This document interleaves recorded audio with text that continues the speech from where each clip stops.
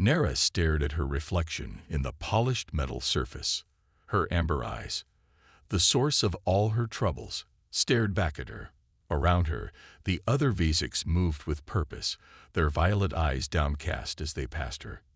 No one spoke to her. No one ever did. On the planet Vos, conformity wasn't just expected, it was demanded.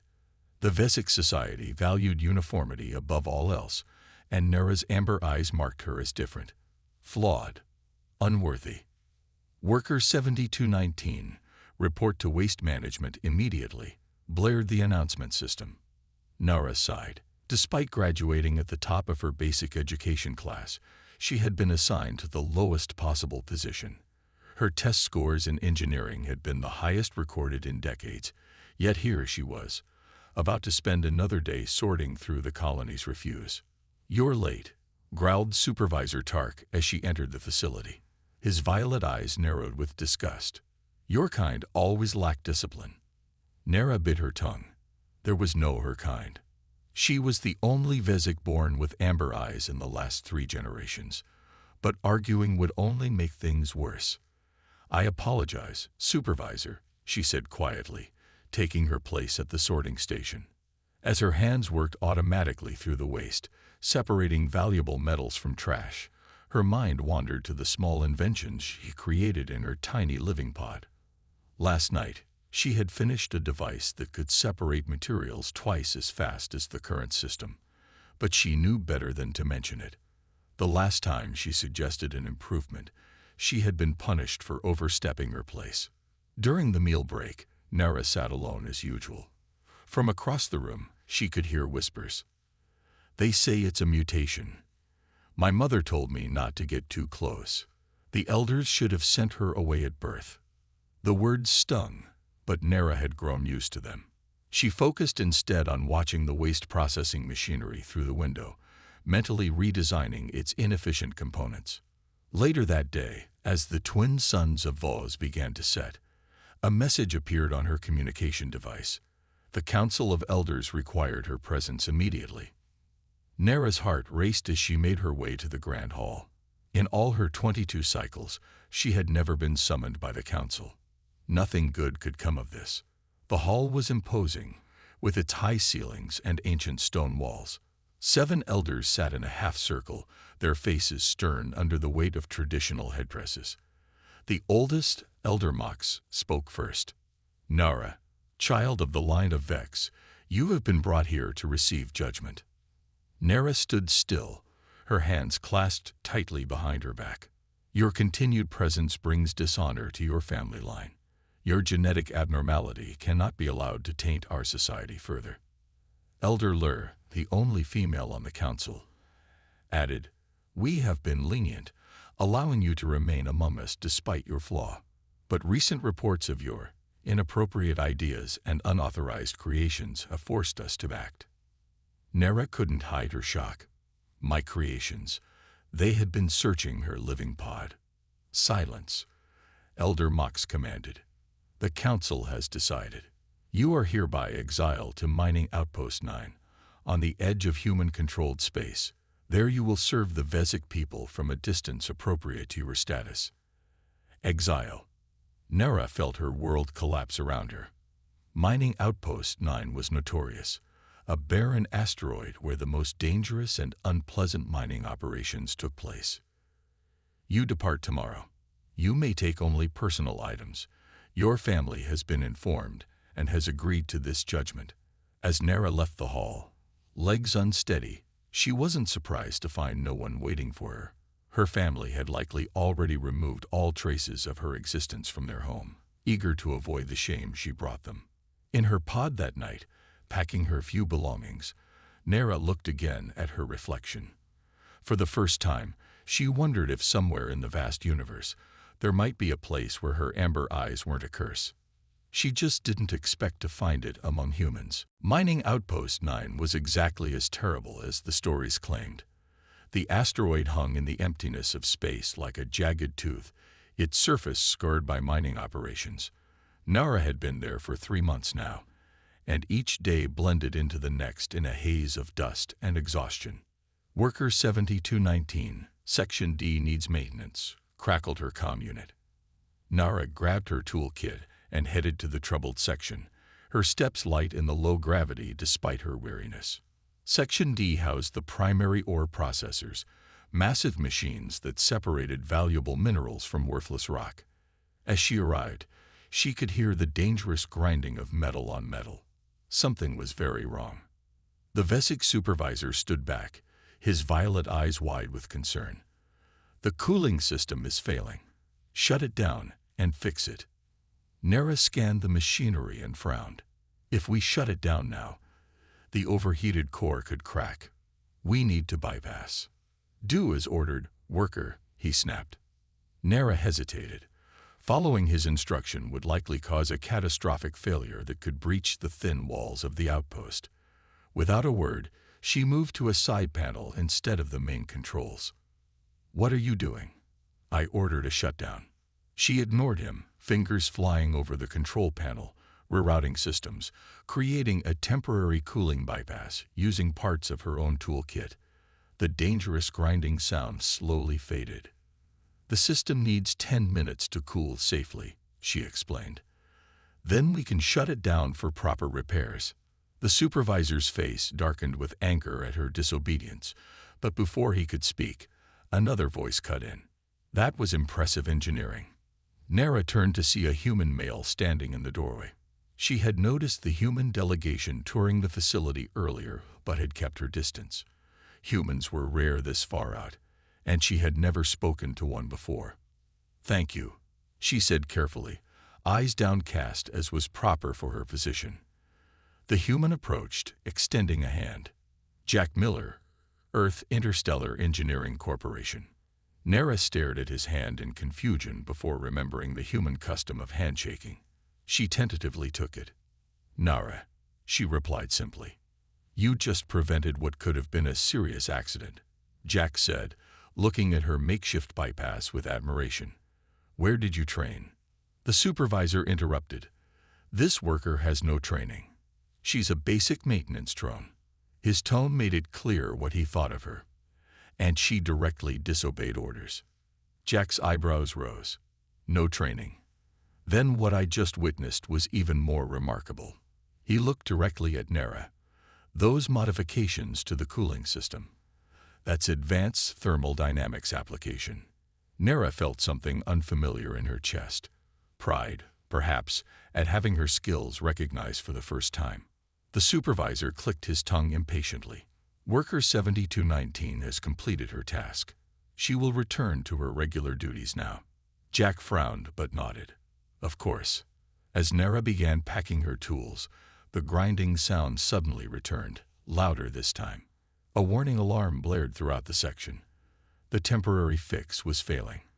Without hesitation, Nara threw herself toward the control panel. She could see what was happening. The pressure was building too rapidly. The entire system was about to explode. Everyone out, she shouted, forgetting her place. Clear the section. While the supervisor and others fled, Nara's fingers flew across the controls. She had seconds to prevent a disaster that would kill everyone in this section of the outpost. Jack appeared at her side. What can I do? Hold this wire, she instructed, surprised at his willingness to help. Don't let it touch the frame. Together, they worked in perfect synchrony for 2 tense minutes, Nara making split-second calculations while Jack followed her instructions precisely. Finally, the alarms silenced. The crisis was averted. In the sudden quiet, Nara became aware of how close she stood to the human. She stepped back quickly, lowering her eyes again. Thank you for your assistance, she murmured. Jack studied her for a long moment. You know, he said quietly, where I come from, eyes like yours would be considered beautiful. Nara looked up in shock, meeting his gaze directly for the first time. And minds like yours, he continued, would be considered invaluable. 3 days after the incident, Nara was summoned to the outpost commander's office. Her stomach tightened with dread. She had broken protocol by taking control during the emergency. Punishment was certain. The commander's office was small, but held the only luxury items on the entire asteroid, a real wooden desk and a view screen showing the stars outside rather than just blank walls. Behind the desk sat Commander Dex, his violet eyes cold as he gestured for her to enter. "Worker 7219, he said flatly.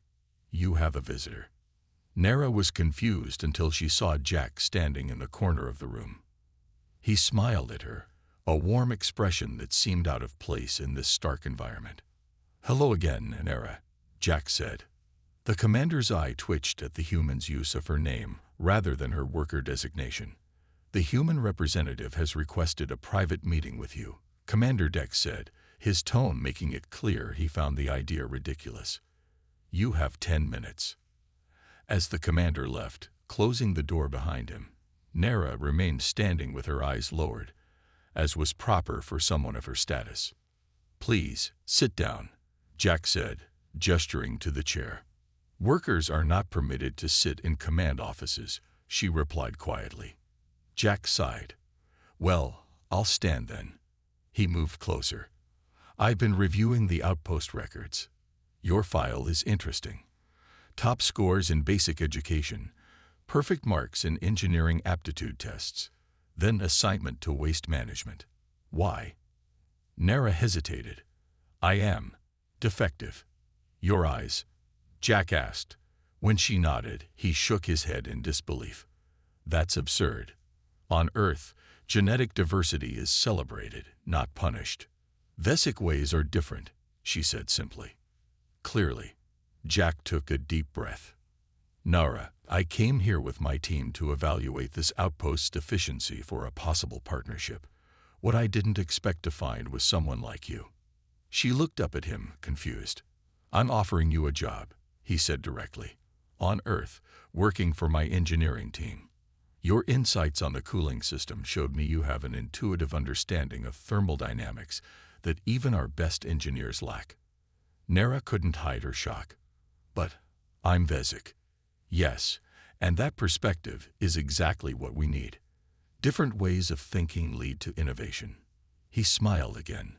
"Plus, you'll be paid 10 times what you make here, have your own apartment, and access to educational resources." Her mind raced. Leave Vesic space, go to Earth? It was unheard of. Vesics only left their territory for diplomatic missions, never to live among aliens. "This is not possible," she said finally. "The commander would never approve my transfer." Jack's smile widened. "Already taken care of. Your contract here specifies that your labor can be transferred if a higher bid is made for your services. My company has paid the transfer fee. Legally, you're free to leave with us tomorrow." Nara felt dizzy.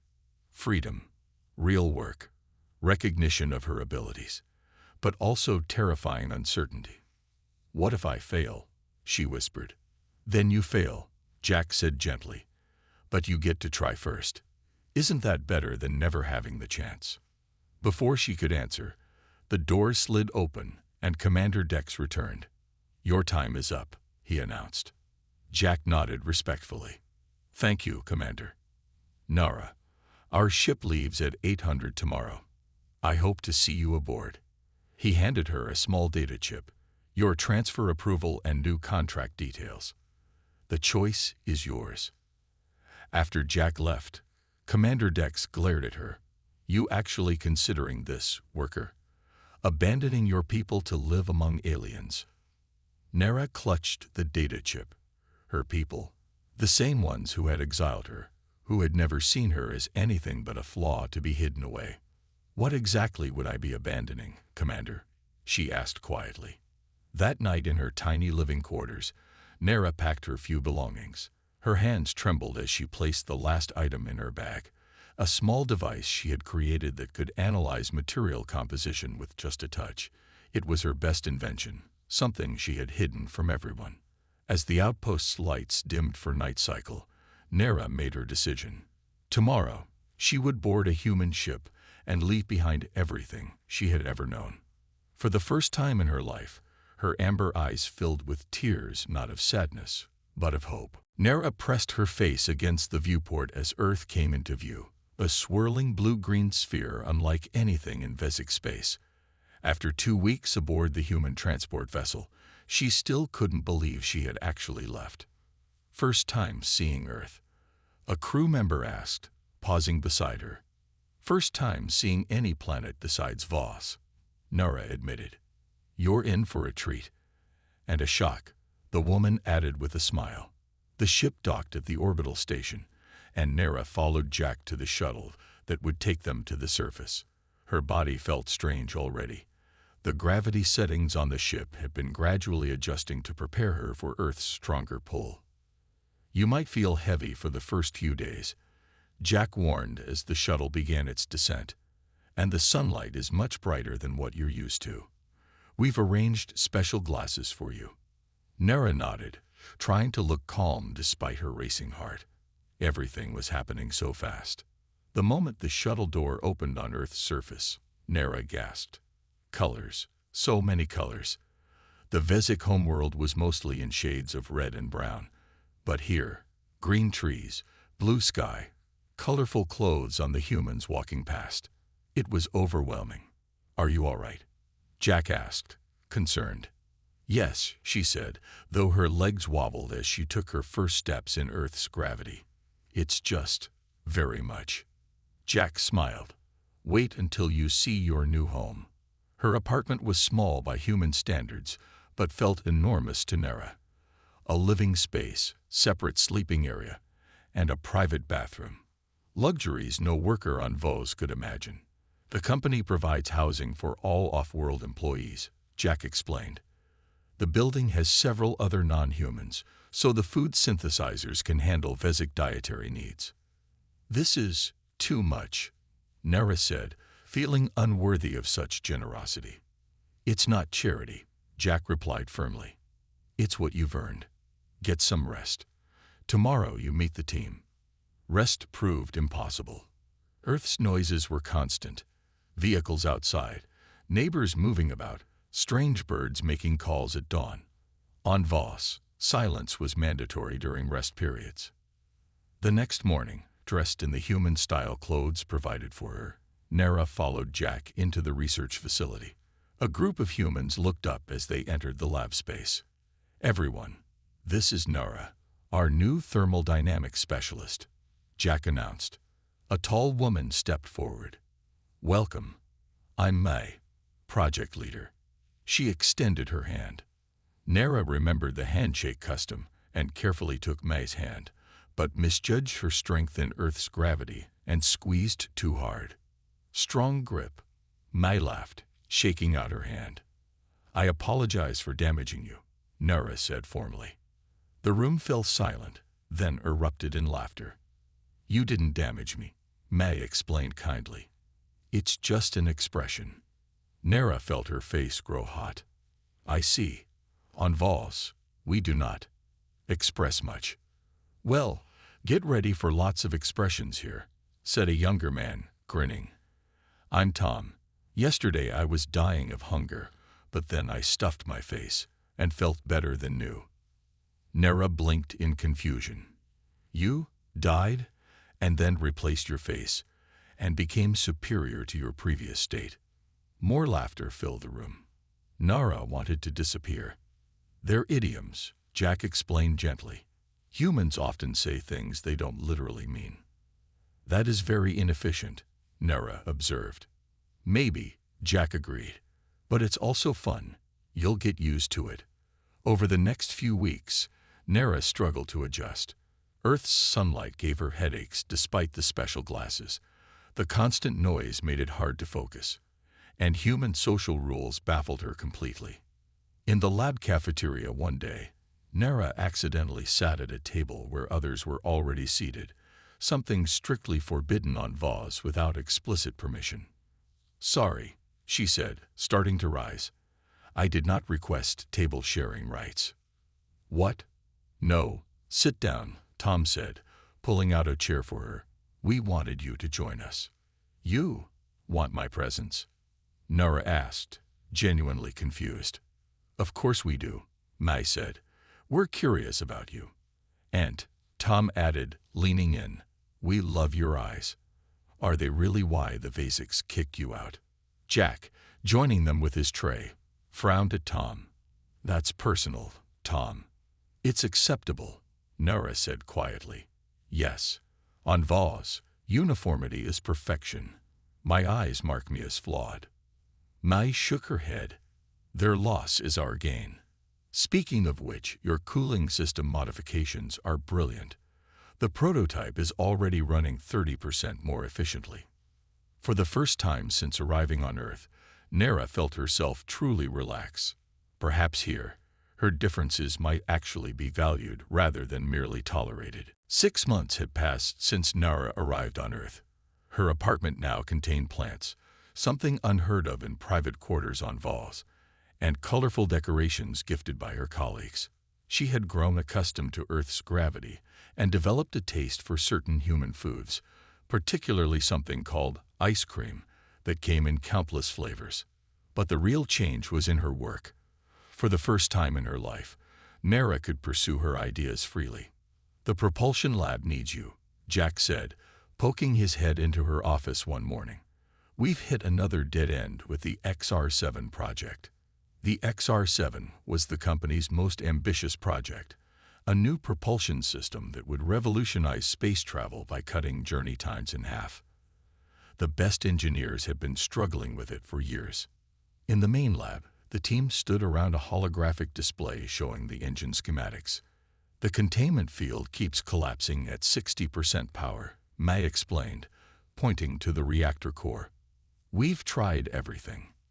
Nara studied the design, her amber eyes reflecting the blue light of the hologram. Something about the approach felt wrong to her, but she hesitated to speak. Even after months here, old habits died hard. What do you think? Jack asked, noticing her expression. It's... Nara paused, organizing her thoughts. You're approaching this as humans would. Tom laughed. Well, we are humans. Yes, but the principles of space-time manipulation don't care about human thinking, Nara said. On Voss, we don't try to force energy to follow our preferred path. We create conditions where the path we want becomes the path of least resistance.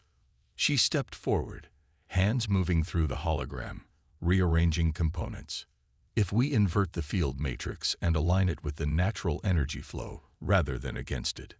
For the next hour, Nara demonstrated a completely different approach, combining Vesic engineering principles with the innovative materials only humans had developed. The team watched in amazement as simulation after simulation showed promising results. This could work, Mai whispered, eyes wide.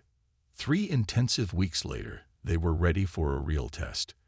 The prototype was smaller than the final design would be, but if it worked, it would prove the concept. The test chamber was packed with engineers and executives. Jack stood beside Nara, both of them tense with anticipation. Powering up to 30%, the technician announced. The engine hummed softly. Numbers on the display climbed steadily. 40%, 50%, 60%. Nara held her breath. This was the point where all previous designs had failed. 70%, 80%, 90%, full power achieved and holding stable. The room erupted in cheers. Jack grabbed Nara in an impulsive hug, then quickly released her, remembering Vesic discomfort with physical contact. But to his surprise, Nara was smiling widely, another thing rare among her people. You did it, he said. We did it, she corrected. 2 days later, Nara found herself in the company's largest conference room. Investors and media representatives filled the seats. The CEO himself was presenting the breakthrough. This revolutionary technology will transform interstellar travel, he declared proudly. Our engineering team has accomplished what many thought impossible. From her seat in the back row, Nara felt a warm glow of pride. But then she noticed something strange.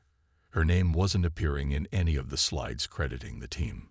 As the presentation ended and questions began, a journalist asked, "Is it true that a Vesic engineer played a key role in this breakthrough?" The CEO looked uncomfortable. We have various consultants from many backgrounds. But specifically, the journalist pressed, wasn't the core design created by a Vesic named Nara? Well, The design was a team effort.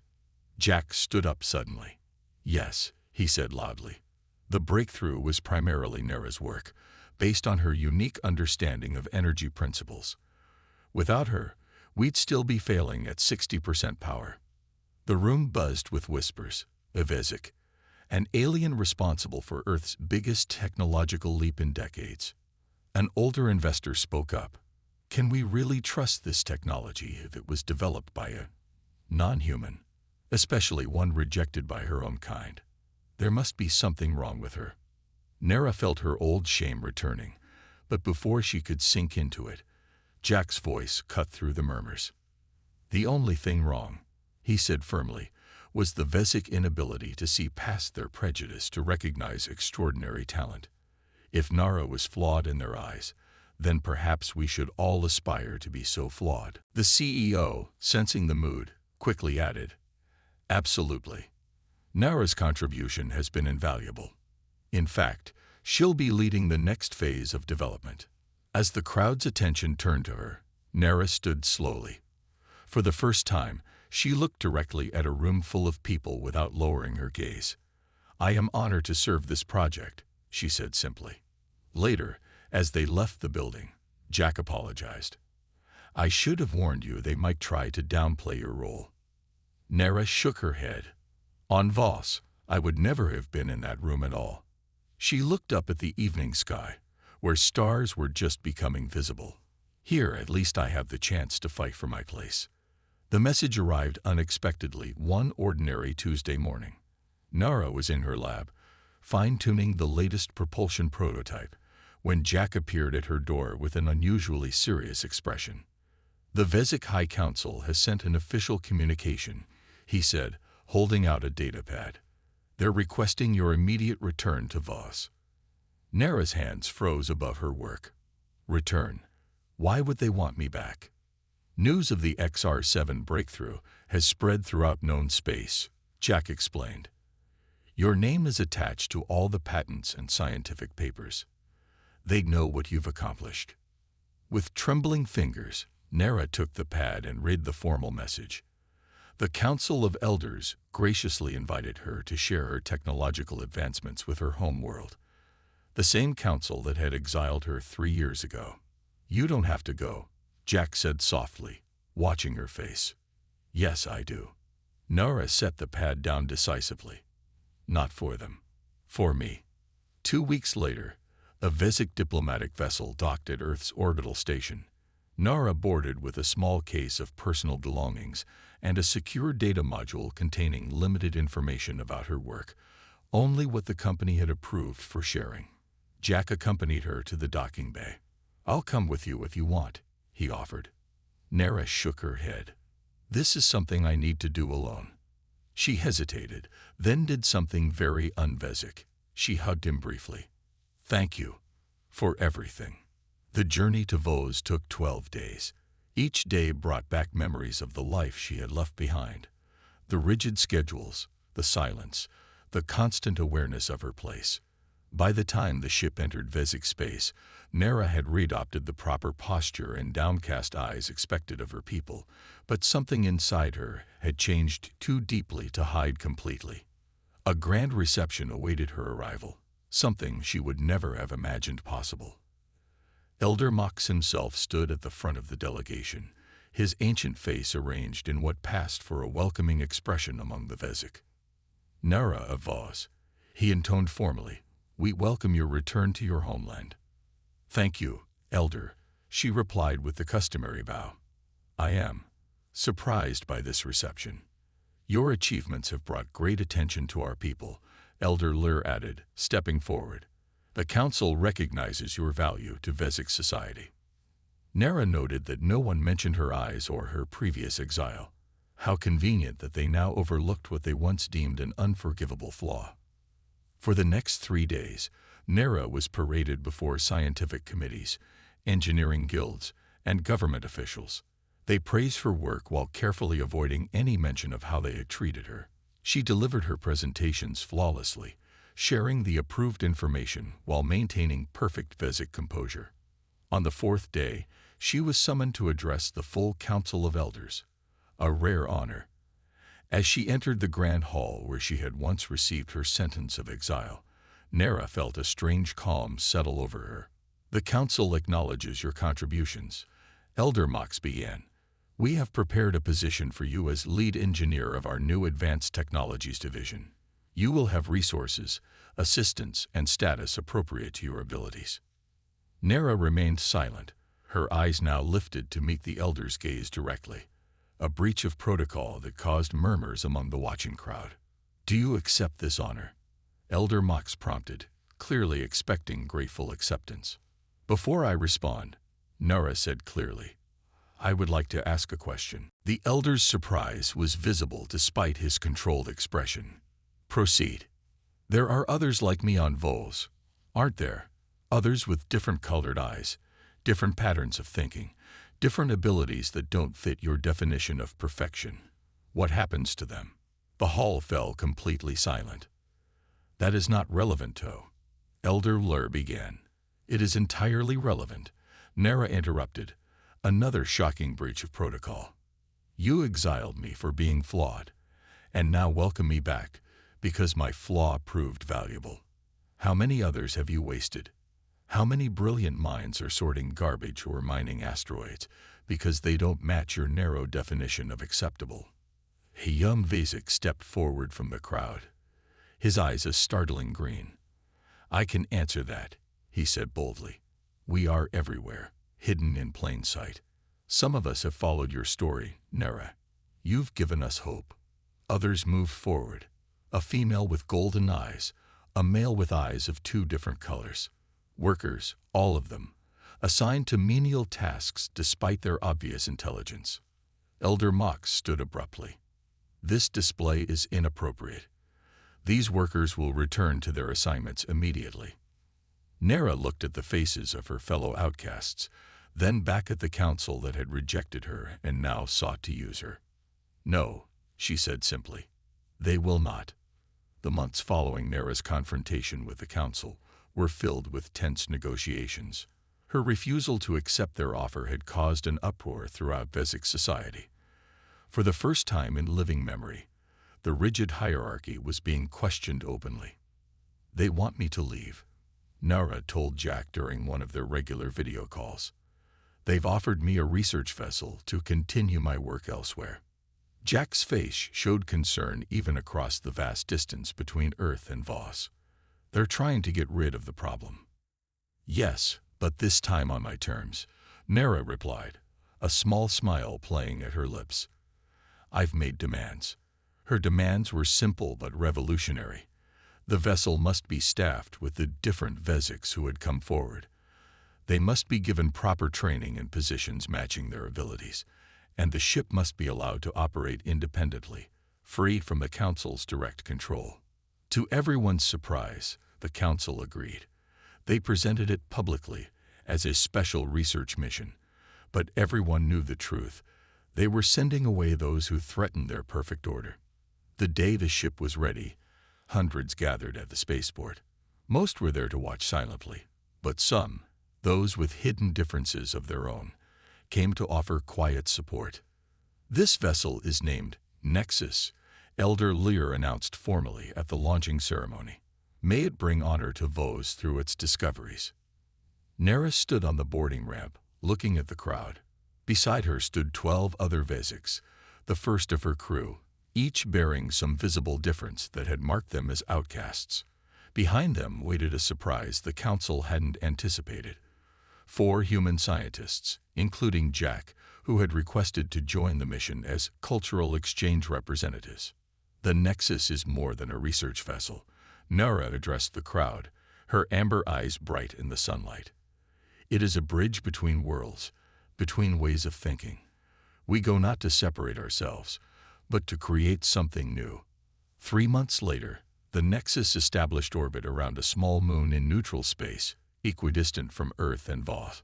Construction began on what would become Nexus Station, a permanent installation dedicated to collaborative research. "The living quarters are nearly complete," Jack reported as he and Nera inspected the progress.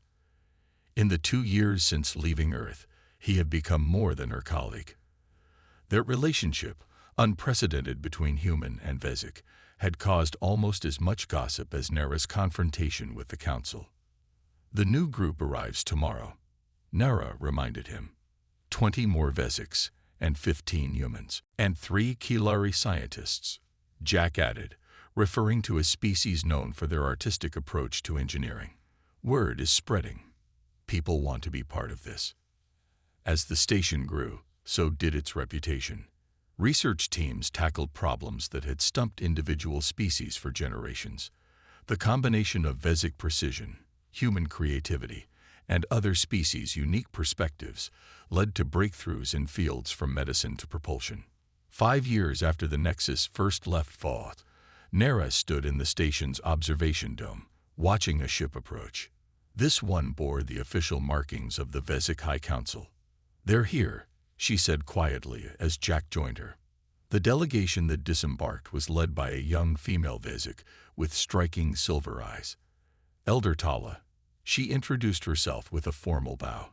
"The council has sent me to discuss cooperation between Nexus Station and Voss." "Cooperation?"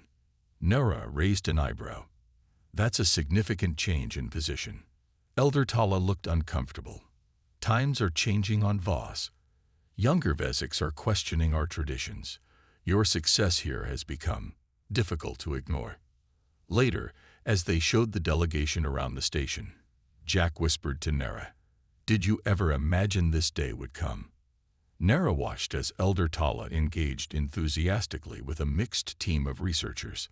"No," she admitted, "but I hoped." That evening, they held a gathering in the station's central hall. Humans, Vesics, and representatives from 3 other species, all working together, sharing ideas freely. Nera stood on a small platform to address them. "When I was first rejected by my people, I believed I was truly flawed. It took one human seeing worth in me to change that belief." She looked at Jack with warmth. "Now look at what we've built together. Not because we're all the same, but precisely because we are different." She raised her glass in a human gesture she had come to appreciate. "To differences, the true source of progress." Around the room, eyes of every color, violet, blue, brown, green, silver, and amber, reflected the stars visible through the dome above. In those countless differences, Nera saw the infinite possibilities of the future they were building.